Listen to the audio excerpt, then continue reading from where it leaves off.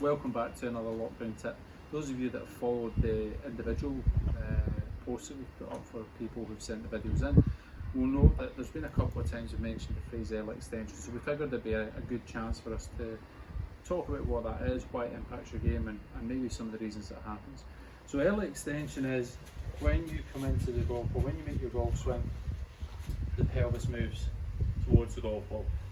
What that means is when you make the golf swing just now, in an ideal world, my right hip on the backswing should appear behind this white line, but equally when I make the downswing, and perhaps more importantly, the left hip should appear behind that line. And for an awful lot of us it doesn't, myself included.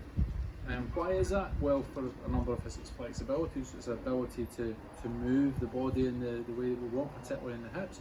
It can be set up position. And for a number of people it's actually just not understanding fully what's expected of them when they go to hit the shot.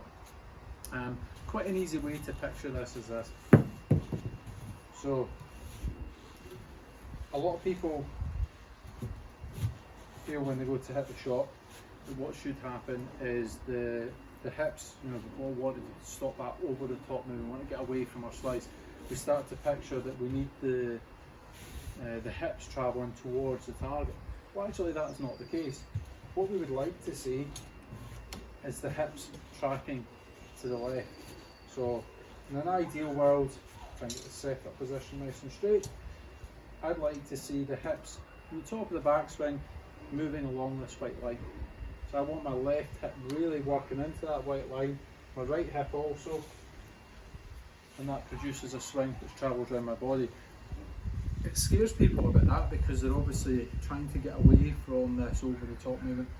But the way to picture it is if you think of a plane coming into land. So if this is the nose of the plane coming into land, the nose of the plane will always go up in order for the tail to go down. So it moves relatively in the opposite direction.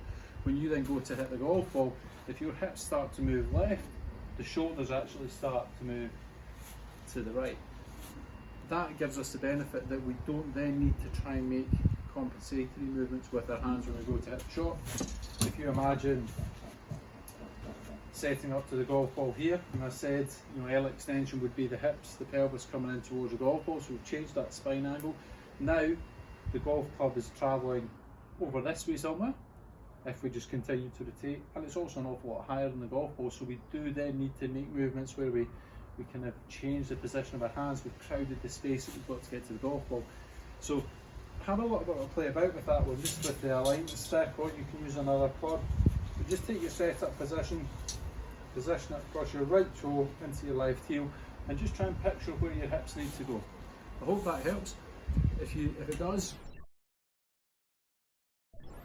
click subscribe below and give us a wee thumbs up as well.